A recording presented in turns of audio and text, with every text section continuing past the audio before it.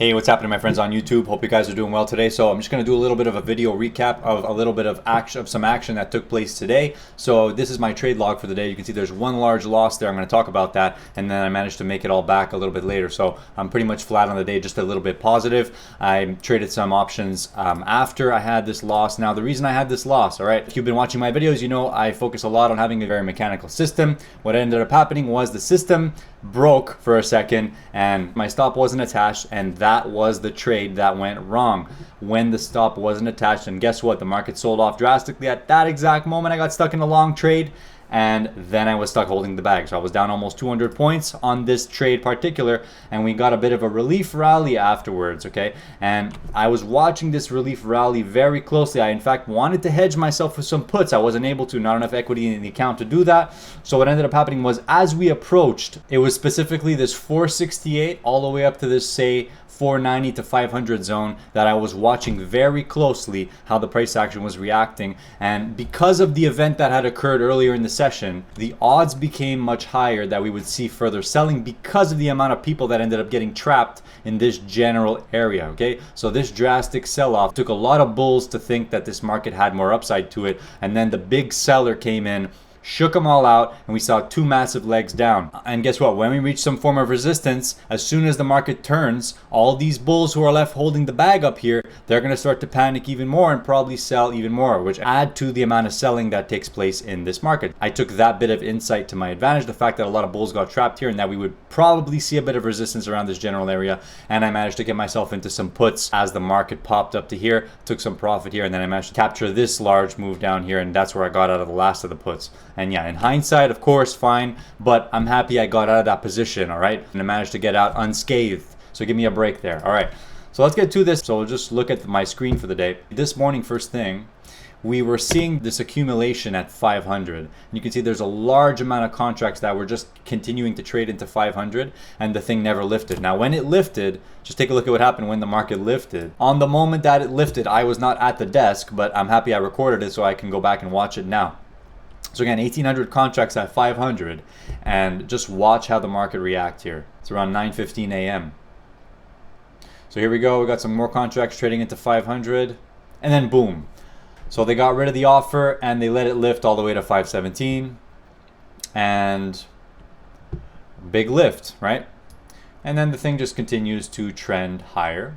When the market opens, we do see a shakeout and we start to develop a bit of a trading range here. So what I noticed right off the bat was that there was some accumulation taking place around this 500 to 510 general area. Shorts were kind of getting excited. There was a bid sticking around the 500 to 510 mark, and you're going to see that any sell-off kind of gets bought up quickly. And you're going to see we rally many times, and every time we get up to this 530 zone, that's where we start to catch some sellers. So this time right here, so it took a few attempts. So you're going to see here, that was the first attempt. Then we had another attempt. So we had about 3 attempts to trade under 500. That was generally bullish. Now, when we saw this pop up to 530 and these sellers answer, and then we started to trade under 500, then I got interested in the short, because what this did was it attracted a lot of traders to get long the market, and now it looks like we're going to see a potential shakeout. So I got short around 490. It took a little bit of time for this one to follow through, but if you watch the tape, you can clearly see that the sellers just don't let up. So look, they buy it back up to 493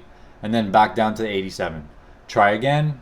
There's buyers on the tape, 493. They don't lift it, way back down. So when you see that occurring on the tape, you know that you're not necessarily wrong on the trade. When you see that these rallies are just coming right back down, you know that there's pressure on the downside. You know that the market is seeking liquidity lower. Slowly, I'm looking at this action and I'm staying in this short here.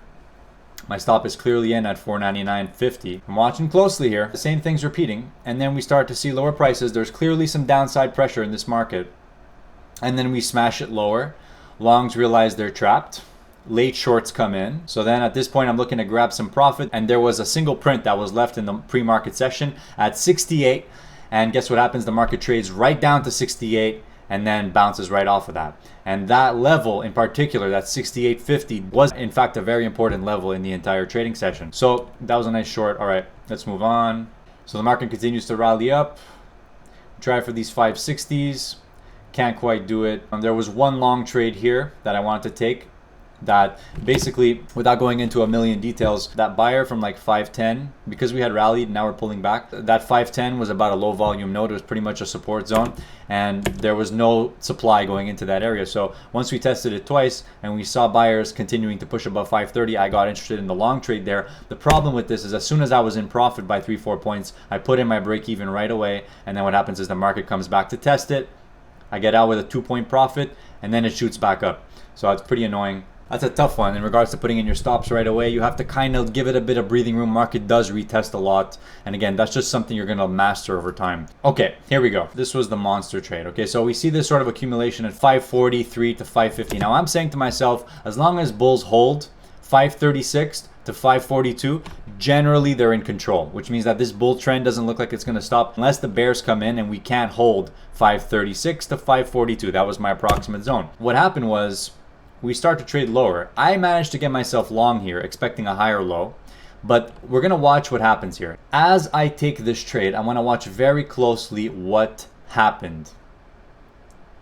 And you can see here that I had a stop order attached here, and it was a stop with protection. So what ends up happening was I get into the trade long, and the stop disappears. So that's my mechanical system failing me, and it was due to the fact that I was trying to attach a stop with protection order, which is a Globex order, and clearly it did not agree with what I was trying to do. The stop disappeared. I'm trying to put in a stop. I'm seeing the market trade lower, and I should have cut it right there. But again, because there was discretionary behavior allowed, guess what? I screwed up. Because my system is supposed to manage my risk for me. When I get into the trade, the risk is pre-managed. All I need to worry about is entering the trade and taking profit. But the problem here is that my stop failed me. So now I'm in discretionary land. I'm in that gray zone that I was talking about in the last video. So guess what happens? Market sells off. And boy, does it sell off. It doesn't just sell off a bit. The thing freaking fell off a cliff from this point. And I'm sitting there in this long trade. I'm like, uh-oh. What is happening? Fast forward a little bit. Uh-oh, what is happening? That's how much the thing freaking dropped. Okay, uh-oh, what is happening? That's what that little gray zone of discretionary behavior is gonna cost you in the markets, guys. That's why on every single trade, if you do not have a stop attached, you're asking for this to happen to you. You're asking to be offside 100 points in the matter of 5 seconds, all right? So at this point, I'm like, all right, boom, I screwed up. And fine, I screwed up. So the market continues to sell off. We see another leg down. And I was trying to hedge with some puts. But because I don't have a lot of equity in the account, the broker would not let me hedge with some puts. But that hedge would have made up for the entire loss, by the way. But it didn't happen. So what ended up happening was I stuck around. Once we saw the relief rally, I saw that there was no more supply coming into the market. So we kept rallying, fine. And we continue to rally. We're pushing, and now it's around this 468 zone. This was where that single print was earlier in the market. We're playing with this sort of area where there was a previous single print in the pre-market session. That 468, we saw 2 attempts higher, all the way up to 480. And now we're starting to trade under that print again. And that's the moment where I said, I am cutting the loss. And I'm going to trade some options going forward here because I now hold the insight that a lot of bulls are bag holding positions that they bought up in the 500s. And now the fact that we're rejecting from this resistance is giving me some insight to the fact that the market could in fact see some more downside. So I did get long some puts here for a scalp. So there we go. I got into some puts right here around $1.50. Market rallies a bit and then we see a further sell-off. At this point, I took off only one of them. I wanted to take off 2. So I sold 1 for a small profit and then I got stopped out, the rest break even. So no problem there. The market continued to rally at that point. And when I saw us rejecting close to the 490, 500 zone, again, I was interested in getting short. So I got long some of these same puts. Watch the action approaching. We're approaching the low volume node resistance zone. We trade up to 493, 494. Now watch what happens here. A lot of buyers entering. Blue sky breakout, 500, 500, and then the sellers come in and we just traded from 498 all the way down to 491 on basically nothing. You can see that size that traded right there, maybe about 12, 13 contracts. So that tells you there's no demand and the market's going down on sellers. The bids are being pulled. So when I saw this, I immediately got long those puts and I got a decent fill around 133 per contract. So we stuck around at that point and those puts, because I managed to get a decent fill, I was pretty much in profit from the moment I got into them. And then I got out some here Actually, I think I took off the majority of the position right there, and then I put in the break-even stop. I did not get stopped out here because there was more demand for the puts. As I got in here at 133, when the market rallied up here, they were still trading in the 140s, by the way, because that's how the option market works. When there's demand for an option, it doesn't necessarily matter what the price of the underlying index is. The option will have its own price. What ends up happening is the market sells off from this point. We caught resistance, and I was expecting us to potentially pull back, squeeze out some of these longs, cause a further panic, and the market panicked again, and we sold off all the way down to this 440. That's when I got rid of the last contract, and I'm pretty much flat on the day. So that's pretty much my experience for today, guys. So if there's anything you can learn from this video, it's the fact that any bit of discretionary behavior in your trading is working against you, and you always need an attached stop. So that's going to be it for today, guys. I wish you a great rest of the week. Take care. Bye.